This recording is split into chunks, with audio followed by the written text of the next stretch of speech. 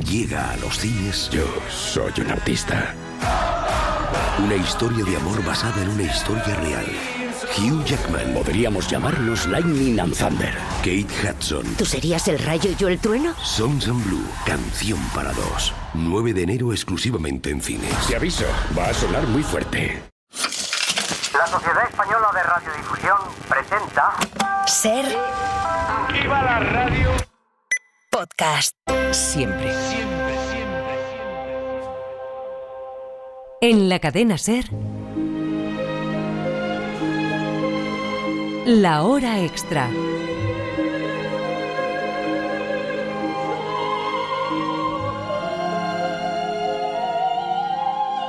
Con Dani de la Fuente. Amar el arte o la patria es como no dudar un momento del derecho que tienen a existir. Odiar a alguien es sentir irritación por su simple existencia.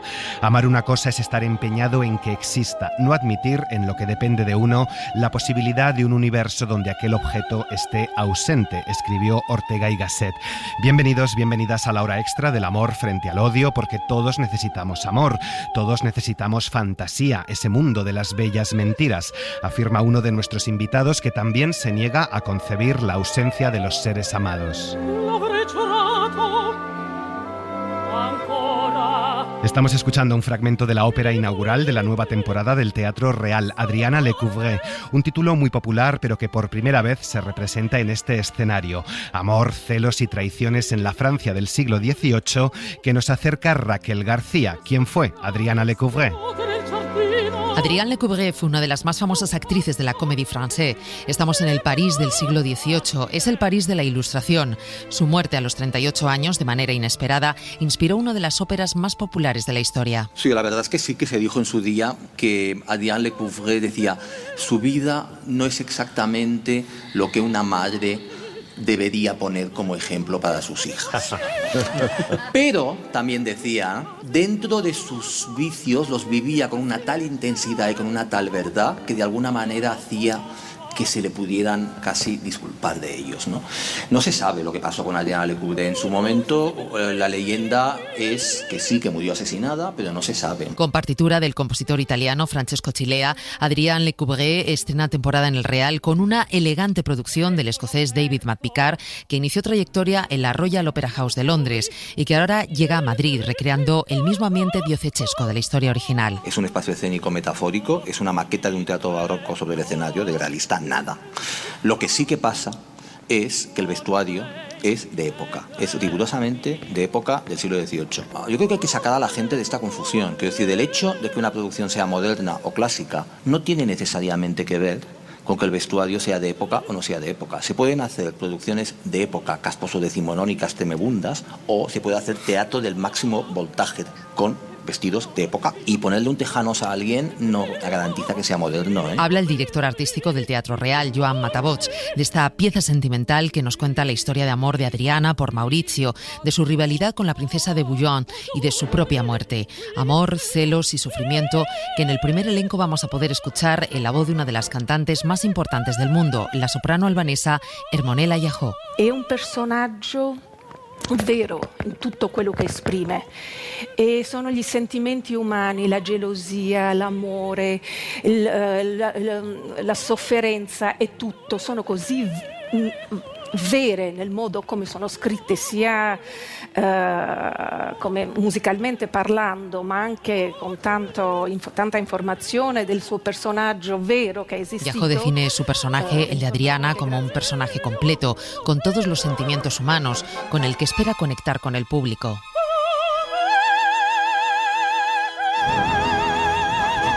Adriana Lecouvreur es teatro dentro del teatro, una obra compleja con tintes afrancesados que está más próxima a la verdad que al verismo, como explica el director de la obra, Nicola Luisotti. El teatro siempre explica la verdad de los hechos y no hay realidad, porque la realidad es esta. Nosotros estamos en la realidad, pero el teatro siempre se hace la verdad. porque está cierto. Una obra muy difícil, contaba Luisotti, no solo para el director, también para los actores, por la forma en la que están colocadas las notas. Resulta fácil de escuchar, pero muy complicada de llevar a cabo. Enmarcada en el romanticismo tardío italiano, es uno de los últimos ejemplos de lenguaje clásico antes de la irrupción del modernismo musical en Europa.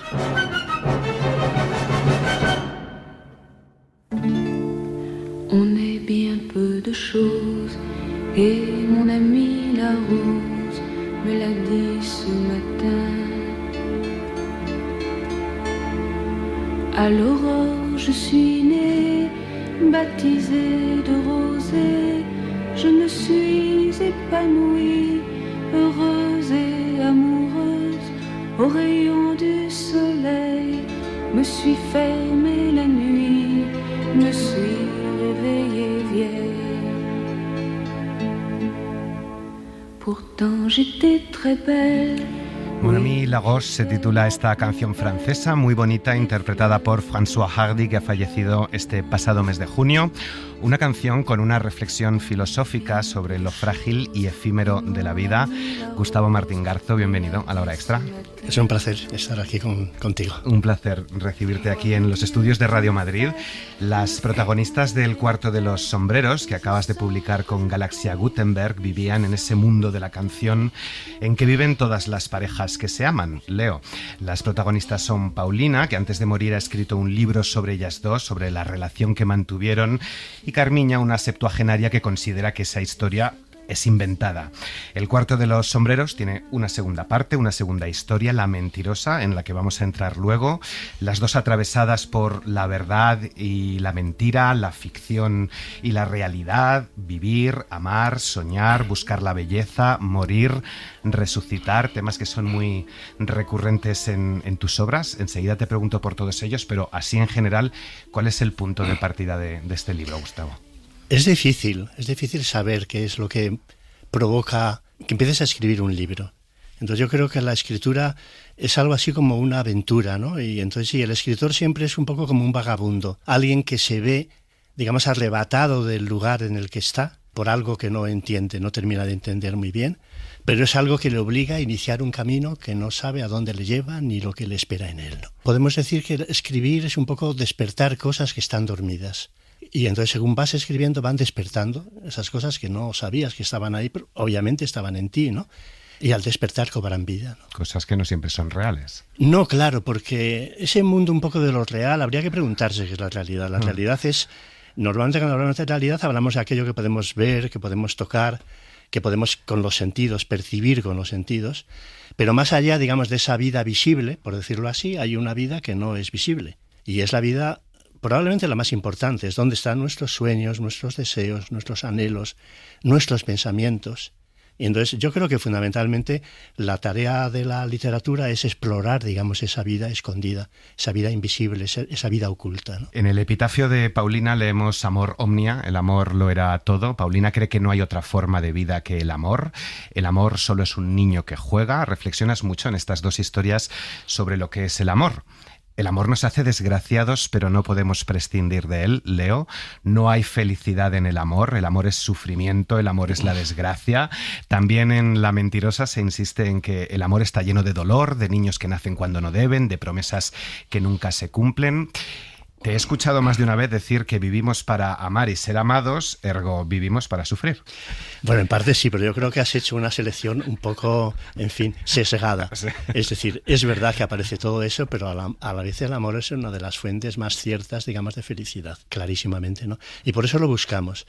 En efecto, hay un momento, un personaje de la novela, ¿no?, que dice algo así, es decir, ve una pareja, me parece que al comienzo de la novela, una pareja que están como discutiendo, y entonces hace una reflexión, algo así como, ninguna pareja es feliz y sin embargo se empeñan en vivir juntas, ¿no? El amor nos hace desgraciados y sin embargo no podemos prescindir de él. ¿Qué pasa aquí con esto que nosotros llamamos amor, ¿no? Yo creo que esa pregunta es la pregunta que es verdad que centra absolutamente el libro, la pregunta por el amor, pero no una pregunta tanto desde un punto de vista psicológico, sociológico, es decir, sobre las consecuencias que puede tener, ¿no? Hoy tiene muy mala prensa el amor porque realmente se habla precisamente de ese lado, del lado sombrío, de todas las cosas oscuras, digamos, a las que lleva, ¿no? Pero no es solamente eso, ¿no? Es decir, El amor, en el fondo, para mí es como entrar en el mundo de la fábula. Y por eso no puedes prescindir de él, porque lo que vives en esos instantes es algo que en ningún otro momento vives. Y en la medida en que lo has vivido, lo único que quieres es repetirlo, clarísimamente.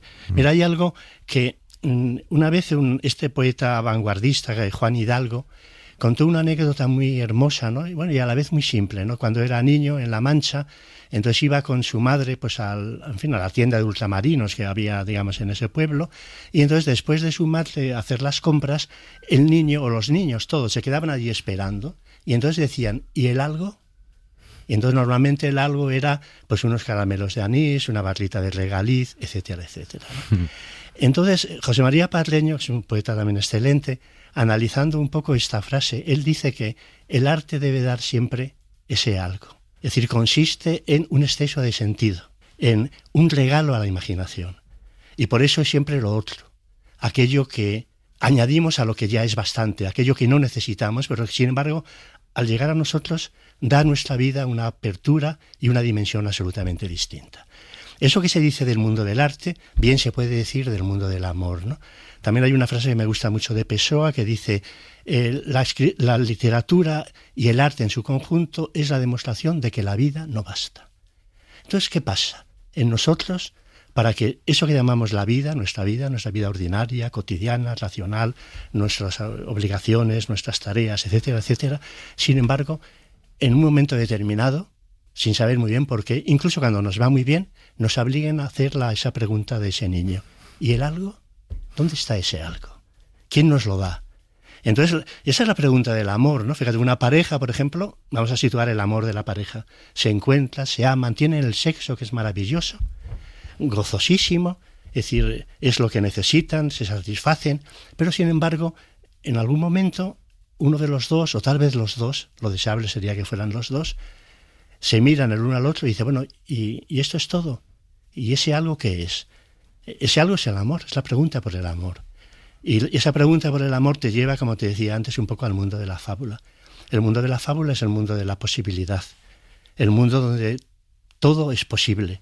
De alguna forma te devuelve a la infancia, porque es un mundo que está presidido por la magia. Del cuarto de los sombreros, donde ocurren esas cosas fascinantes, a una gruta en la segunda historia, donde también ocurren cosas fascinantes, en La mentirosa nos llevas a la segunda mitad del siglo XIX, a Nevers, donde se producen una serie de apariciones como las de Lourdes. Monseñor está escribiendo también un libro sobre Bernadette, un libro, dice la niña, que cuenta cosas que o no son verdad o no son como sucedieron.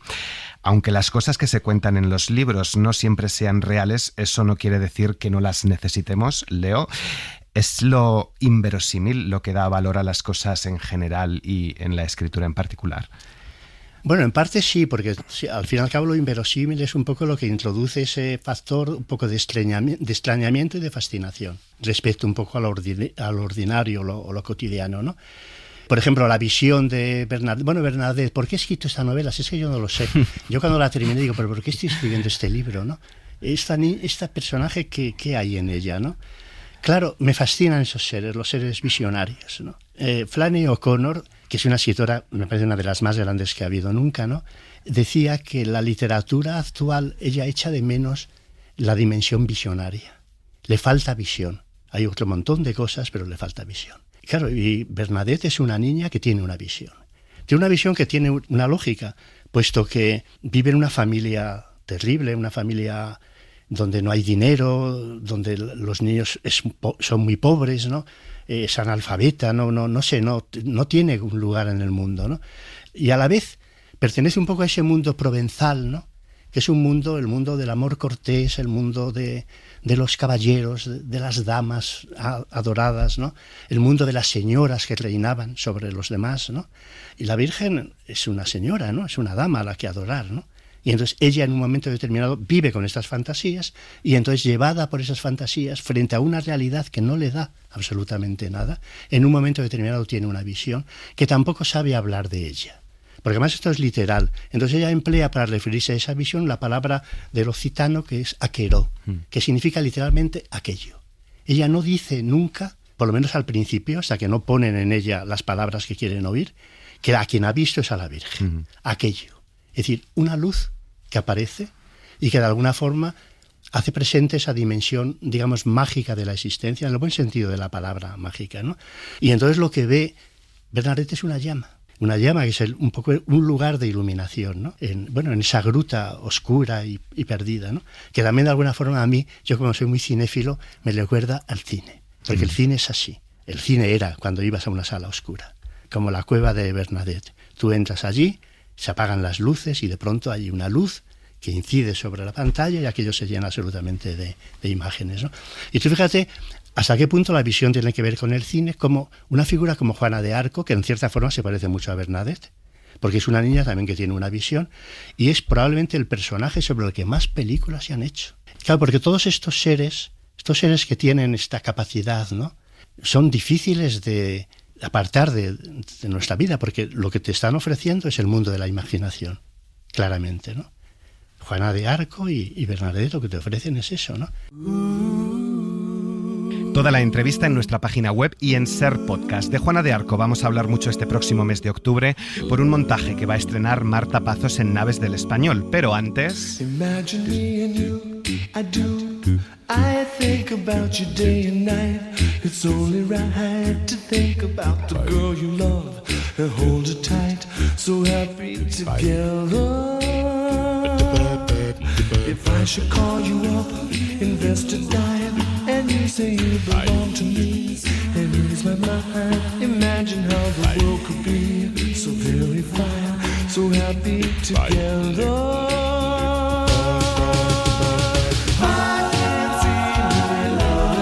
Hoy pasamos consulta con la doctora Carla Nimán, un año después. Bienvenida, Carla, de nuevo a La Hora Extra. ¿Cómo estás? Muchas gracias, Dani. Estoy muy bien, con muchas ganas. Carla estrena esta próxima semana Histeria en el Teatro de la Abadía, un texto escrito y dirigido por ella. Aquí también hay flujos vaginales, narices, bocas, orificios varios.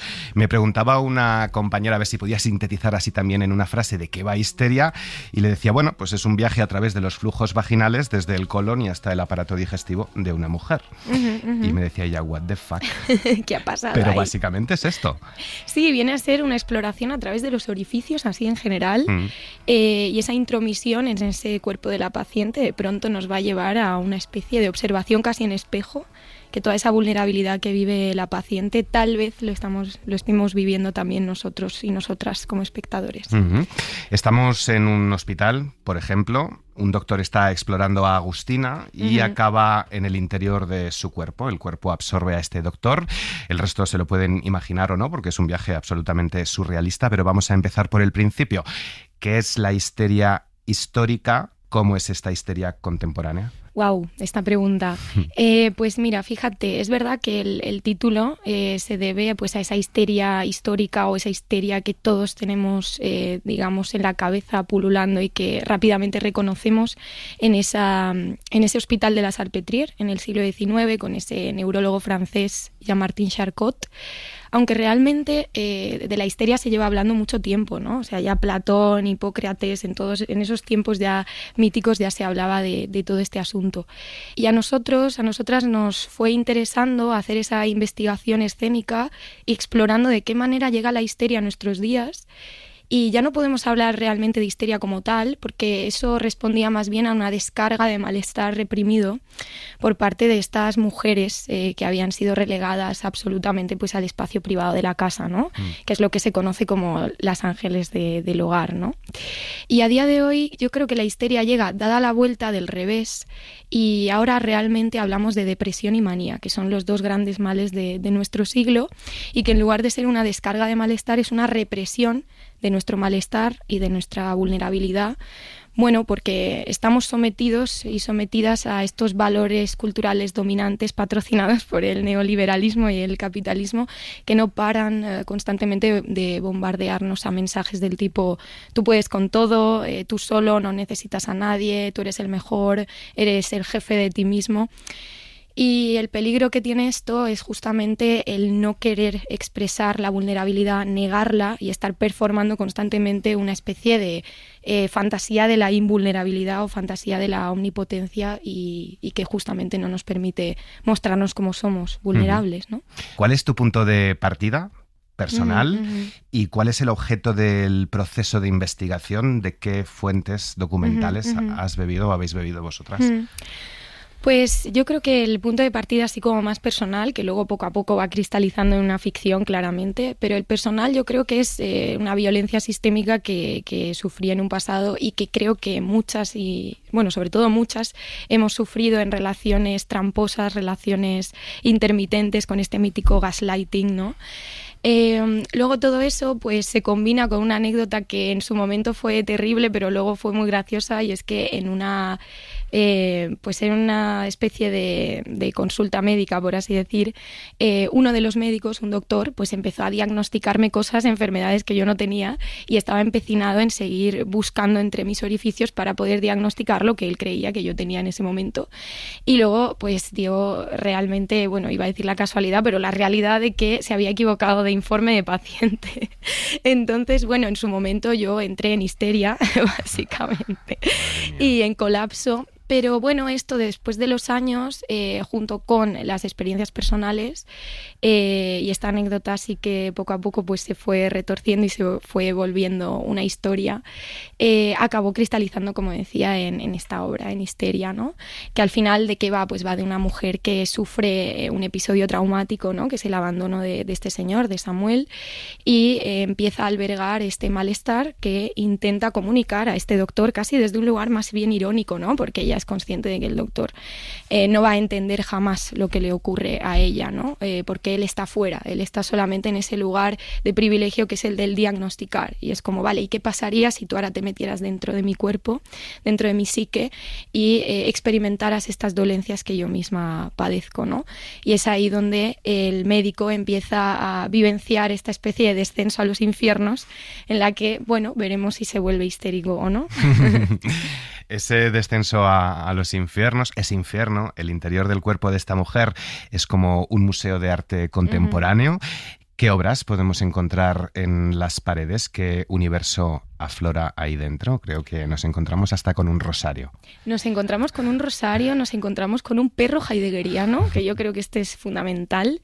Nos vamos a encontrar con muchas pinturas de Courbet o Kubert, no sé cómo se pronuncia, no sé francés. Y sobre todo pinturas también de pintoras finlandesas, que yo creo que este es como uno de los imaginarios que hemos ido trazando poco a poco, ¿no? Porque está ese como país que parece que representa la asepsia o la perfección, o ese lugar en el que nadie padece nada, y luego es totalmente tramposo, ¿no? Que Finlandia, bueno, siempre ha sido coronado como uno de los países más felices del mundo, pero tiene unas de las tasas más altas de suicidio. Una cosa es el texto que he leído, que yo he leído el texto, pero todavía no he podido ver la obra porque no se ha estrenado, y otra es el lenguaje escénico. Es decir, cómo se traslada esto que estamos hablando, ese museo de arte contemporáneo, a escena, porque nos decía hace una semana la dramaturga Raquel Camacho que sin poesía, sin un surrealismo que transforme la realidad, para ella no hay teatro. ¿Es la puesta en escena más importante que la palabra, o cómo es la puesta en escena en esta obra? Yo creo que las dos se dan de la mano. Son un matrimonio anciano, prehistórico, y para mí es muy importante cuando escribo ya estar pensando en la escena, ¿no? Para mí no están disociadas la una de la otra. Y lo que vamos a ver, pues al final, pues un poco siguiendo lo que comentabas de Raquel Camacho, ¿no? Sí que hay un código surrealista fundamental. Si con surrealismo entendemos una deformación de la realidad, o arrojar luz sobre lo que se da por hecho, o lo que siempre estuvo ahí y de pronto se presenta como extraño, y por lo tanto eso provoca la risa.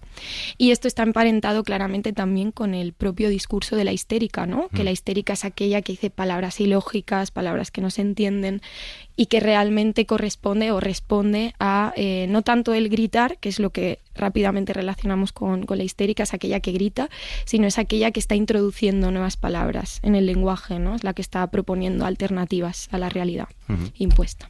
Al principio lo asociado a la locura no tenía tanto que ver con lo femenino, estaba de hecho asociada a conductas que se consideraban masculinas, como la ira o la violencia, pero conforme va avanzando el tiempo, pues y los hombres van escribiendo la historia, otras conductas como la melancolía, las pasiones, el deseo, el sentimentalismo, empiezan a asociarse históricamente a lo femenino, empiezan a considerarse algo fuera de la norma. Esta insatisfacción generalizada que todos vivimos en las sociedades contemporáneas es más acusada, digamos, en los cuerpos feminizados. Sí, desde luego. Bueno, al final, porque son estos cuerpos que siempre han estado en los márgenes, ¿no? Son esos cuerpos que siempre se han catalogado como disidentes y esto no les ha permitido experimentar la satisfacción o el privilegio o el prestigio que sí pueden sentir esos cuerpos masculinizados o estos cuerpos patriarcales, ¿no? Por entrar un poco en ese lenguaje. Sí, y al final, bueno, también hay una cosa que yo creo que al final nos atañe a todos, a todas, a todes, que tiene que ver con esta insatisfacción crónica que vivimos y que de alguna manera intentamos resolver o restaurar a través del deseo, ¿no? El deseo es algo tremendamente adictivo, además no hay negociación posible, aparece en un horario totalmente aleatorio e intenta, como te decía, restaurar esa falta primigenia que es insaciable, ¿no? Y yo creo que estos cuerpos que veremos en Histeria son cuerpos totalmente vulnerables y atravesados por el deseo fundamentalmente. Ya que me mencionas a las personas de los márgenes o en los márgenes, venimos de hablar con un escritor, Gustavo Martín Garzo, que precisamente nos decía que los excluidos, los que están en las afueras, son los más necesitados de fábula, de fantasía, de imaginación, de locura y de poesía para poder expresarse. ¿Estás de acuerdo? Bueno, claro, al final esos cuerpos o estas personas o sujetos que están en los márgenes justamente son los que sí pueden estar tal vez más cerca de lenguajes alternativos o de propuestas alternativas a la realidad. Por eso a la histérica se le cataloga como aquella que grita, porque es una especie de lenguaje ilógico que no se comprende muy bien desde la lógica impuesta, claramente, desde una lógica que está preestablecida y subordinada a un interés sistémico, ¿no? Y es ahí donde existe esa originalidad y esa creación en esos márgenes, porque justamente no está proponiendo como pequeños boquetes, agujeros y orificios al lugar que ya está preestablecido, ¿no? Viajas por encima de Francia, Bélgica, Alemania, Dinamarca, algo de Suecia, el mar Báltico y entonces Finlandia. A mayor poder adquisitivo y bienestar, a priori, hay mayores tasas de suicidio. La obra aborda también la salud mental, lo que es la felicidad, esa supuesta felicidad, lo que es la depresión y el suicidio. Primera pregunta que creo que me has respondido. Esto es producto entonces del capitalismo, ¿no? Los índices de suicidio, de depresión, de malestar. Sí, desde luego. Al final, como nos están, como decíamos, bombardeando ese tipo de mensajes tan tramposos, al final necesitamos constantemente negar nuestra vulnerabilidad, porque si no, no seríamos capaces de sobrevivir en ese terreno tan hostil, ¿no? Y estamos constantemente construyendo una coraza, una fortaleza, lo que se conoce como el falso self, para poder subsistir en ese espacio tan terrorífico. Y al final, lo que estamos encadenando constantemente son huidas hacia adelante, ¿no? Y nunca una especie de reflexión o introspección de nuestra propia vulnerabilidad, ¿no? Y luego hablabas también de la manía. ¿Qué es la manía? Bueno, la manía al final es un comportamiento compulsivo para poder rellenar o tapar el vacío, y la manía pues tiene que ver justamente con esto. Yo donde lo veo más tal vez sea en redes sociales, ¿no? Que estamos constantemente, no todos y todas, quiero decir, pero es verdad que en su mayoría hay una actividad que tiene que ver con la acumulación compulsiva de objetos, de tweets, de imágenes, para construir una vez más una imagen, una identidad un poco tramposa, porque al final es una forma de simplificar, de cerrar herméticamente nuestra identidad, cuando creo que la identidad es algo mucho más mucho más fluido, mucho más mutable, y está en constante transformación, ¿no? Es nómada nuestra identidad. Al final, esto de construir una identidad o resignificarla en redes sociales creo que se parece casi más o se acerca casi más al eslogan o a la marca empresarial que realmente a la subjetividad como tal, ¿no? Que la subjetividad al final yo diría que es no saber muy bien quién se es del todo nunca, ¿no? Toda la entrevista con Carla Niman en Ser Podcast. El Teatro del Barrio ha sido reconocido esta semana con el Premio Nacional por hacer del teatro un hogar y espacio de proximidad con el territorio en el que se integra y por su apuesta por la descentralización. 10 años cumple Teatro del Barrio, 30 la Sala Mirador que dirige Juan Diego Boto. Felicidades a las dos. Bueno, lo primero, felicitar al Teatro del Barrio, que creo que es enormemente merecido y que la tarea que están haciendo es muy importante. Somos vecinos y compañeros y intercambiamos muchas cosas y creo que ha sido una alegría para todos. Si La Mirador alguna vez recibiera un premio así, yo creo que lo que nos gustaría es que destacaran que hemos contribuido a generar nuevos espectadores, que hemos contribuido a generar un debate público, que se premiara un teatro honesto y con vocación social. Entre estos temas sociales, el que más nos preocupa esta temporada, con permiso de la migración a algunos, es el del encarecimiento de la vivienda, los jóvenes y el teatro y los jóvenes. Mi hija tiene 15 años y le preguntaba así casualmente cómo se veía con 26. ¿Cómo te imaginas con 26? ¿Cómo te imaginas tu casa? ¿Cómo te imaginas? Y naturalmente me dijo, bueno, pues imagino que estaré compartiendo piso porque tendré un trabajo que no me dará dinero suficiente como para tener una casa propia. Yo pensaba, cuando a mí con 15 años me preguntaban ¿cómo te ves con 26? Yo me veía con un loft de puta madre, con un trabajo que ganaba dinero. Quiero decir que fantasear es gratis. No le estaba diciendo haz un trabajo para el colegio, sino fantasea, ¿cómo te ves? ¿Cómo te imaginas? Ya están constreñidos con 15 años a la realidad de esto es lo que hay, no voy a tener casa, no voy a tener un trabajo que me dé casa. Entonces, cuando armamos la programación, evidentemente el tema de la vivienda es evidente que para mí es una obsesión, he hecho una película al respecto y es una obsesión, pero es que creo que es nodular en cuanto a la crisis que estamos viviendo. O sea, el problema de la vivienda lo atraviesa todo, y ya no solo todo en la gente emancipada, sino por lo que veo, todo en los adolescentes. Ya piensan una vida donde no van a tener los medios, donde no van a tener una casa propia, donde van a tener que compartir X años. Nosotros vamos a hacer una propuesta aquí que creo que será chula, que es invitar al público a ver una asamblea de vivienda. En este caso, de la Asamblea de Vivienda de Carabanchel, y son gente real que están luchando por sus desahucios y tratando de vivir sus desahucios. Invitamos al público a que vengan a ver. En lugar de una obra de teatro, es como si fuera una obra de teatro, pero es una asamblea real de esta gente contando sus problemas de vivienda, donde no hay trampa ni cartón. En la Sala Mirador pueden disfrutar estos días de Eclipse Total, una obra, Premio Max, que se enfrenta al tabú de la muerte con humor. Hemos estado en la hora extra casi una hora charlando con Juan Diego Boto. En unos días volcamos toda la conversación en Ser Podcast. Ahora nos vamos. Y lo hacemos dándoles a conocer esta semana la Casa Velázquez en Madrid, que acaba de inaugurar Embrujo, una exposición extraordinaria que nos descubre al Miguel de Molina más desconocido. Apoya en el quicio de tu casa un día. Artista multidisciplinar y renovador de la copla, su forma de entender el arte revolucionó la época convulsa de la que fue espejo. Represaliado por el franquismo, una brutal paliza al salir del Teatro Pavón después de actuar le forzó al exilio en México y Argentina. Hemos hablado con Juan Valderrama. Sí, mi padre le ayudó porque mi padre le quería mucho. Miguel era una persona muy buena, muy entrañable, de unos sentimientos, de una inocencia, una blancura de alma. Por eso él no se explicaba cuando lo obligan a marcharse, él no se explicaba por qué.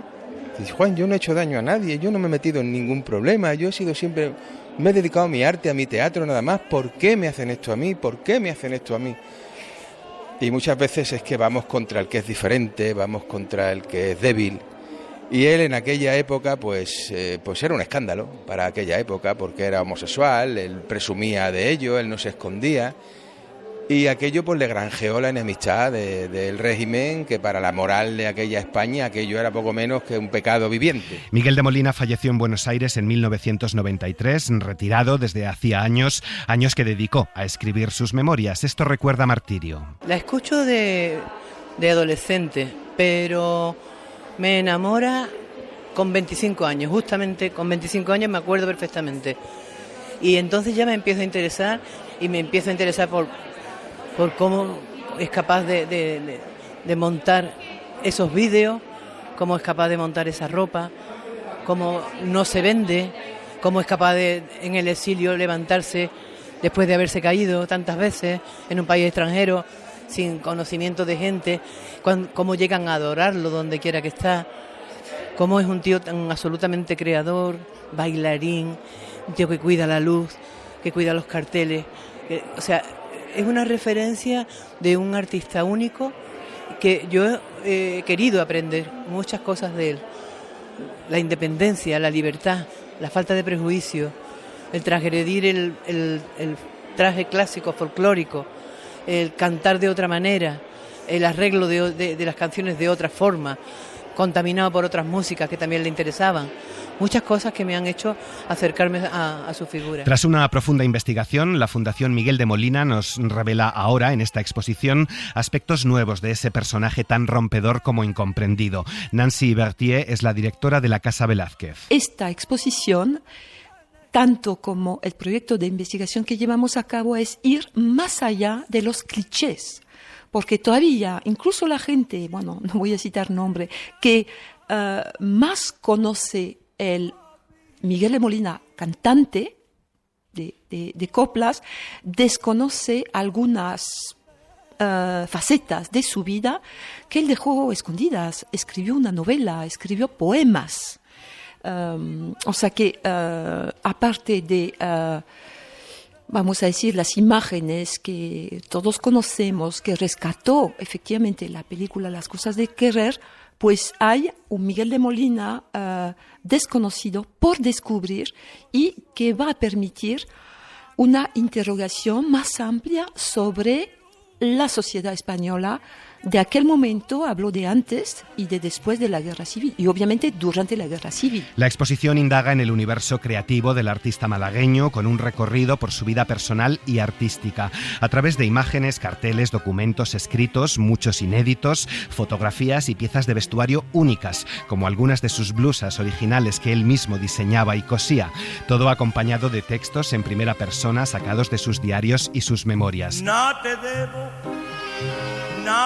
Lauriane Lagier es profesora titular de Literatura Española Contemporánea en la Universidad de la Sorbona y una de las comisarias de esta exposición. Tendríamos, sí, por supuesto, una pequeña cronología que hemos intentado siempre con citas en primera persona para que nos hable él, que nos cuente él su vida, y siempre con documentos originales del fondo que están magníficamente reproducidos, con fotos, páginas de sus cuadernos de apuntes, carteles, etcétera, etcétera, y entonces como que sea una cronología también visual y nos da un poco una idea de lo que es el archivo de Miguel de Molina, que es un espectáculo, es todo un espectáculo ese archivo, porque cada documento, aparte de que es una impresión visual, hay fotos absolutamente espectaculares, los vestuarios por supuesto, y también es un archivo en el que constantemente él va comentando lo que hay, ¿no? Entonces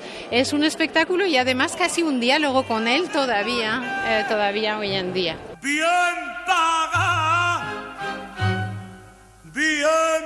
María Jesús Rodríguez ha estado en la técnica. Muchas gracias por acompañarnos. Buena semana. Bien paga, fuiste mujer.